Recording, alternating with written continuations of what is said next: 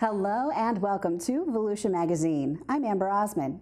In this week's episode, jellyfish stings are on the increase at county beaches. We have details on an upcoming veterans event, and the birds are nesting. Later on in the program, Joanne Magley talks with Jim Mather with the Volusia Building Industry Association. Those segments and more coming right up on Volusia Magazine. I hope you stay tuned.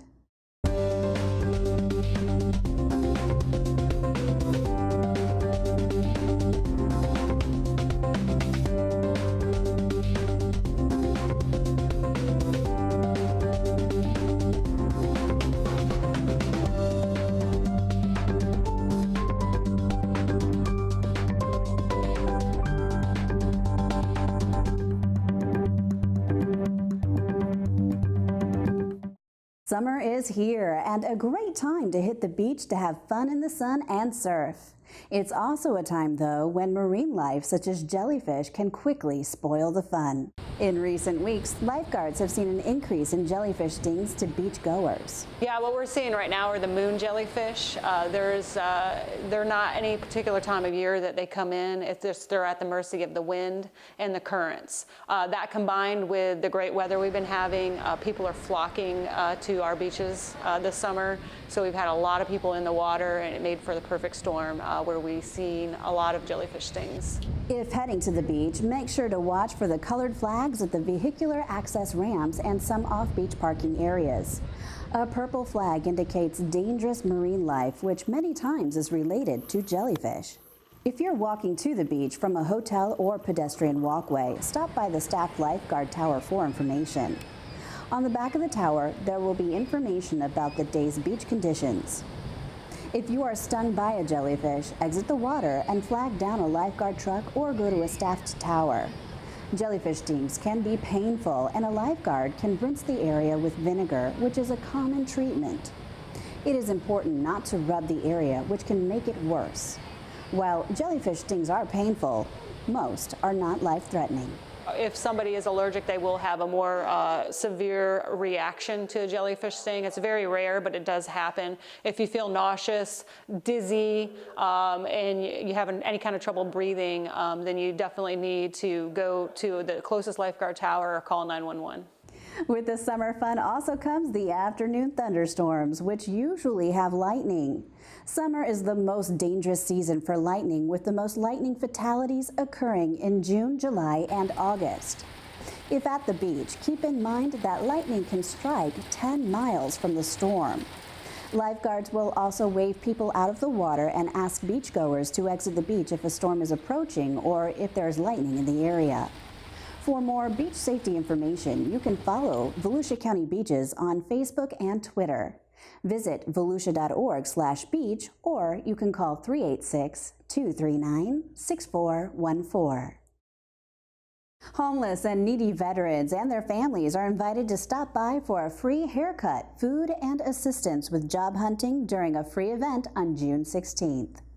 Career Source Flagler Volusia will present the Veterans in Need and Homeless Stand Down from 9 a.m. to 1 p.m. Saturday, June 16th at the Salvation Army office on LPGA Boulevard in Daytona Beach. And is based on the stand down concept that's used in the military.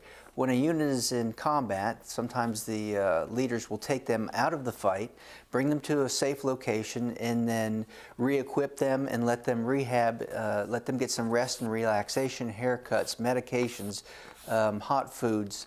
Homeless stand down is sort of the same thing. We'll take these folks off of the street, or they come to us, and we will get them hygiene needs, we will get them haircuts, we will feed them, we can get them housing, there's job assistance for them.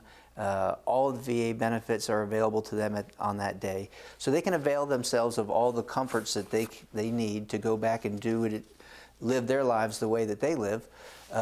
Or we can completely change their lifestyle if they'd like and get them employment and housing. In addition to Career Source, program sponsors are the U.S. Department of Veterans Affairs, Volusia County Veterans Services, the Veterans of Foreign Wars, Vietnam Veterans of America, Goodwill Industries of Central Florida, and the Salvation Army.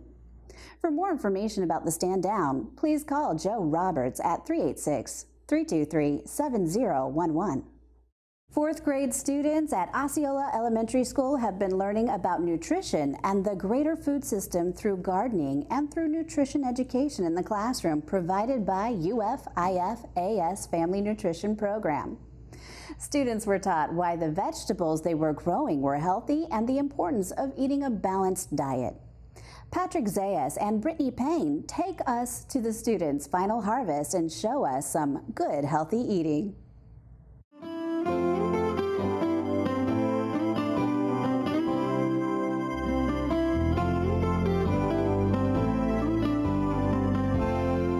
Welcome to Solutions for Your Life. I'm Patrick Zayas. And I'm Brittany Payne. So Brittany, we've done a lot of really fun things this school year, educating kids on the importance of healthy eating, physical activity, and educating them on where their food comes from. What's been your favorite? That would have to be the harvest party at Osceola Elementary. Those kids are fantastic. They're eager to learn and open-minded to trying new things. That's great. I really enjoyed that one also. Let's take a closer look. The concept of the garden started a few years ago when a teacher reached out to the University of Florida to have them come out and teach a few lessons with the students. And since then, the garden has grown from just a few plants to a year-long event. All right, my friends, today you're learning how to prep and harvest the vegetables that you grew in your garden, okay? So I've given you instructions on how to properly cut using the technique that I showed you, bear claw. See how I hold my tomato bear claw? And seesaw. As soon as you guys have a vegetable, you guys may pick up your knives and begin cutting. Sound good? It's gonna be one big salad that everybody's gonna share from. That's why we gotta have you guys put the hairnets and the gloves on, just because everybody's gonna be eating out of it. Look at this, Gavin. I'm gonna give this to you. We don't eat the leafy part right here, and we usually chop this end off. So you're gonna take those two things off, set it here, and chop the middle part, all right? How are you doing with the chopping? You feel good? These ones are a little bit tricky. They're really hard. If you just push down, this carrot's gonna go flying across the room, okay? Amy, are you ready to try your salad? Yes, I am. Awesome. So let me ask you something. Which part of the plant is this right here? That is the leaf. Very good. And let's try, how about this red pepper? You remember the vegetable subgroups that we talked about? Yes. Which vegetable subgroup does red pepper belong to? That is the red and orange. Red and orange. Good job, Avi. I liked it. I mean, it tastes pretty good. Like, it was pretty flavorful. And one of my favorite things that were in there was the bell pepper. It tasted the most flavorful, in my opinion. The students really enjoyed having the garden and having people come out and show them how to grow their vegetables. One of my students said that he planted vegetables with his family at home. I like growing the garden because it was like a fun thing to do, and we got to plant things and we got to learn. Like we learned how to plant vegetables. My best part of the year was learning about the garden, learning different food sources, lettuce, tomatoes, what's good for you and what's not. I liked how we were able to learn a lot more how to properly plant like vegetables and fruits. Then we are able to know how to make it so we can maybe make it ourselves at home. This is our last nutrition lesson for the year. I want to say thank you. Your behavior this year has been amazing. You've been engaged in my lessons. You made me feel respected when I came in. I'm so proud of the work that you've put in this year. You're brilliant, you're kind, don't ever forget it.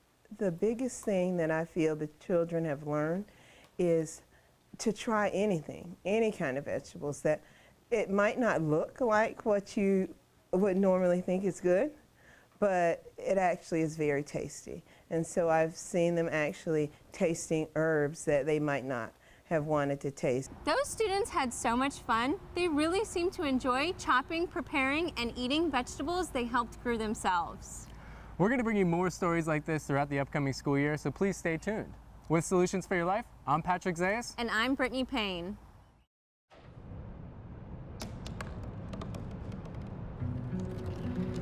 They said I couldn't dream. Called me a piece of trash and swore that's all I'd ever be.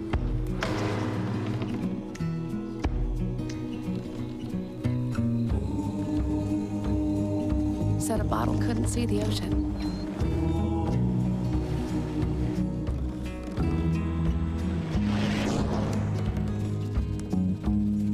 Give up.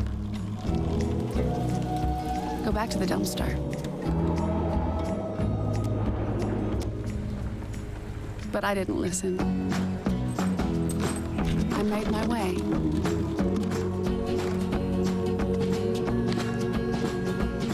And now, I am what I've always wanted to be.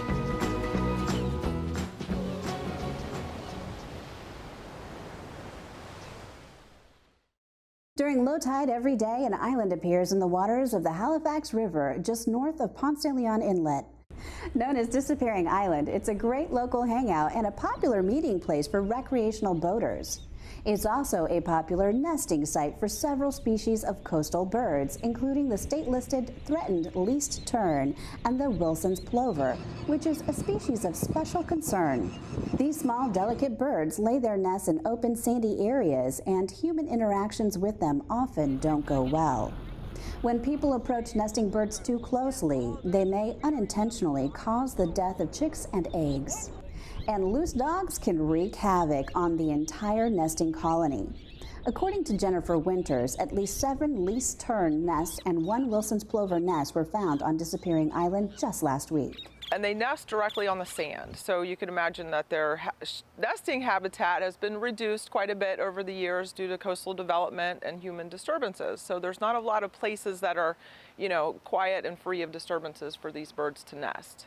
So we think that it's very important that we protect the area that they've decided to nest on.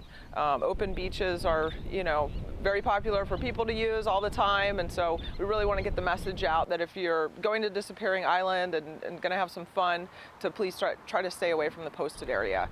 If you see people disturbing the nesting bird, gently let them know their actions may harm the bird. If people continue to disturb the birds, report their activities to the Florida Fish and Wildlife Conservation Commission at 888-404-3922. A Colombian medical implant company knows the importance of a perfect fit, and they've found it here in Volusia County. Kate Sark's here to tell us more in this week's Business Beat.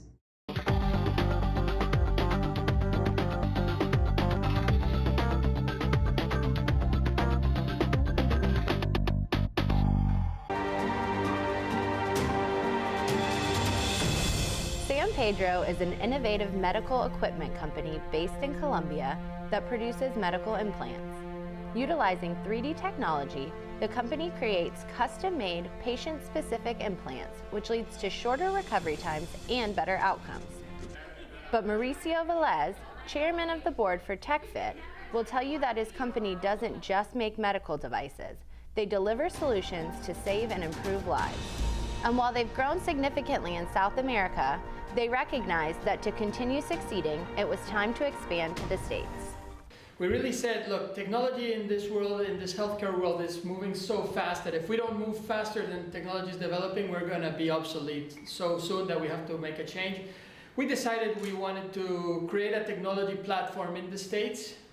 We looked all around, and to be honest, when we got here, we were immediately seduced. We call the Volusia County the Goldilocks County for us. But what makes the county's porridge just the right temperature for TechFit Digital Surgery, San Pedro's new stateside company? It's a combination of factors, which thanks to a collaborative effort between the Daytona Regional Chamber of Commerce, Team Volusia, and the CEO Business Alliance, San Pedro was able to easily identify. The Chamber was the first point of contact from the company through our website interested in bringing a business to Volusia County. At that time, I reached out to Team Volusia, which is our private-public partnership that goes out and recruits businesses to come into the area. Between Team Volusia and the Chamber, we qualified the company and then set up a number of community tours. After doing those community meetings, we did tour sites all over Volusia County, and they selected the Microplex. One of the true benefits of the Microplex is there's so many people over there that are very innovative and creative, and they now have partners there that they can work with, and that will be their U.S. operations start. Additionally, TechFit will benefit from the UCF Incubator's Soft Landing Program, which helps companies headquartered outside the region connect with the Central Florida business community to establish a presence and expedite growth. What is that growth, you might ask? We have 3 ventures that we want to launch from here. We want to launch a pediatric orthopedic solution, a distal radius fracture solution, and start globalizing the digital surgery and the whole patient-specific planning. We're opening a lab in the Microplex. We're going to have high-precision machining capabilities and engineering that we're going to use to develop all of these solutions and to further evolve and be able to grow. TechFit's growth in Volusia County not only benefits the company and their customers, but provides the county opportunities for economic growth. I think it really signals to other businesses all over the United States and beyond that we are ripe for entrepreneurial, innovative type companies here. You know, it's always our goal and desire to increase the types of jobs we have available to the wonderful graduates of universities like, you know, here at Embry-Riddle and our other university systems. So it just goes to show that we do have this landscape in order to attract quality companies like them. For the Business Beat, I'm Kate Sark. Let's join Community Information Director Joanne Magley in the studio with her guest, Jim Mather from the Volusia Building Industry Association. Thanks, Amber. Well, residential and commercial construction is one of Volusia's biggest industry sectors, and the building business is booming. So joining us today to talk about the county's construction industry is Jim Mather. He is the past president of the Volusia Building Industry Association and president of Paytas Homes. Hi, Jim. How you doing, Joanne? Good. Thank you for being here today. So for those who are watching, give us an overview of what the Volusia Building Industry Association is and what they do for builders. It's a mouthful, the Volusia Building Industry Association. We're an advocacy group for the Building Association. So we work on behalf of home builders, our trade partners, our subcontractors, plumbers, roofers, electricians, as well as other industry, supporting industry folks. We have members right down to mortgage lenders and title companies that are a big part of our association. And we get involved in government affairs. We send a big group up to Tallahassee every year, every spring during the legislative session, just to stay involved with new state laws that are being looked at, and just kind of making sure things are fair for the industry and for the general public also, keeping cost of houses fair and affordable and making sure that regulations don't get out of hand. And so do you have regular meetings where members attend and learn about maybe trends and such in the industry? We do. We have regular general membership meetings on a monthly basis where we get together. We have guest speakers either on the state level, the county level, to make sure that we're up to date on what's going on, both statewide and countywide. And then there are all types of different educational opportunities in the association, again, on a local level, on a state level, and a national level as well. We have a big conference every year. All right, so with that, talking about construction and the building industry, that you can look anywhere really across Volusia County and see construction. Absolutely. And that's a good sign for our economy. So talk about the current state of construction here and the levels that we're seeing and how the building industry is feeling about where we're at. We're confident right now. There's definitely buyers for our homes. We've got a big influx of people coming from really everywhere. We've got local folks that are upgrading. We've got people that are the baby boomers that are definitely in retirement mode right now, moving down. They're confident they can sell their homes up north. So they're moving down. They're finally willing to take the plunge and move to Florida and start their retirement. And it is happening. It's like you said, everywhere, all over the county, from the north side of the county to the south side of the county, and even out west here in DeLand. There's a lot of activity going on. So compare us to where we are now, where we were a few years ago, and where we were during the boom. A good comparison right now is probably levels that we saw back in 2002, 2003, back in that time frame. So we're not anywhere near the levels that we saw in 2005, 2006, and early parts of 2007. And we've definitely recovered from where we were in 2009 and 2010. there's available property. There's a lot of folks, like I said, coming into town driving that train, and the industry is moving full steam ahead, and just trying to overcome some labor issues that we're running into. Well, speaking of labor issues, because there's so much building going on, there's a demand for certain pieces of labor within your industry. What are some of the things that you're feeling or seeing as far as a demand for that might not be there? Well, there's demand on almost all parts of the construction process, right down from site work on through the home building process, and there's a big age gap. Anybody that's in there, nobody was going into the construction industry 10 years ago. So if you're 30 years old right now, you're probably not in construction, or most likely not in construction. So we've got a real big age gap from those people that are in their late 40s and early 50s, still doing a lot of manual labor on our job sites that typically that younger group would come in and take care of, and it's been difficult trying to recruit that younger age into the construction industry, because they were told, back when they were in middle school and elementary school that there wasn't a future in the construction industry. There's better things out there. So there's a lot of really good opportunities right now for both home builders, our trade partners like our plumbers, electricians, framers, you name it, and our trade partners can use a helping hand. And I know you talked about that gap for the certain age, and I know you work with various groups in the community. You work with the school system to train students to have a skilled labor, and then they graduate and they actually are certified in that trade. And you also work with organizations. Tell us about some of the other things that you do to try and get more skilled labor into the industry. So Volusia County schools have great programs in a couple of the high schools throughout the county. DeLand, New Smyrna Beach, Seabreeze all have great construction labs. New Smyrna Beach's construction lab was just kind of had a really nice makeover that I was down and saw a few weeks ago, and they've got teachers that know the industry well and can train these kids and train the students that are graduating on things like OSHA laws and how to read a tape measure, how to use a pneumatic tool.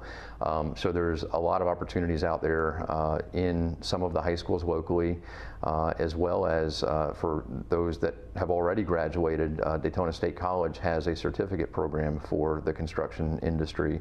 I believe it's a year-long program that runs in the evening, so you can work during the day and go to the program in the evenings, and again learn a lot of those basics. And that's a good program because you get a little bit of a touch of everything. You get some plumbing knowledge, you get some framing knowledge, some electric knowledge, and then kind of graduate from that program, and you can almost decide which direction you want to go, and that program has been successful as well. And college isn't necessarily for everyone, and the construction industry offers such a wide variety of skills that it might be a better option for people. And you also don't have with college tuitions rising as much as they are, that's another thing for students to take into consideration when they think about what they want to do, to make a living going forward. Absolutely. College isn't for everybody, and that's not even a smart thing. It might just be that somebody doesn't want to go to college and incur debt to go to college and not know what they're going to do with that degree after the fact, whereas in the construction industry, instead of going to college, you can work and get 4 years of job experience and then be eligible to sit with the state and take a state test to obtain your license, whether, again, it be a builder's license to build a house, a plumber's license to be a plumber, an electrician, a roofer. Those all require state licenses to go out and either own your own company or be a professional in that industry. All right, so let's talk about an event that you do every year, the Volusia Building Industry Association. Every year you do your annual Parade of Homes, and it's very popular, and there's an insert, a special insert in the local paper. So that, I think, happens every year in March. Tell us about that event and what the goal is for the public to understand and to learn when you have the Parade of Homes. So the Volusia Parade of Homes is, like you said, it's an event that goes on usually, it's every spring, usually March or April, and it gives the builders within the industry an opportunity to showcase their products and kind of show off what they've been doing all year. Big marketing event for the Home Builders Association to get the public out, and you know, there's signs up all over town. I'm sure everybody's seen the blue and yellow signs up all over town, bringing people in, and then generally, in addition to the entries that we either have a showcase home or a showcase community that's kind of the intended to showcase something a little different that maybe nobody's seen before, or something a little more over the top. This year, Venetian Bay in New Smyrna Beach was our showcase community, which had I think it had almost a dozen entries within it, so people could go to one community and see almost a dozen different homes with over I think there's 4 home builders in there now showcasing their homes. How is it decided of which home is the showcase home? How does that get worked? It's a bid process, actually. So you know, you might have 4 or 5 home builders that are you know, building something nice, whether it be on a speculative basis or they've got a homeowner that's just doing something a little over the top, and so we have a meeting every year, or an event every year, where home builders submit their bids, and they're able to bid on the ability to become the showcase builder or the showcase community. And it gives folks living here, either living here or even visitors here, it gives them a chance to see the newer homes that are available and even explore the communities that we have here in Volusia County. Absolutely, because it's a county-wide event, there's both a map that comes out in the News Journal, and there's an app that's available as well that'll guide people across town. So if you're from the west side of the county, it gives you a map to kind of guide you to the east side and see what's going on the east side, and vice versa.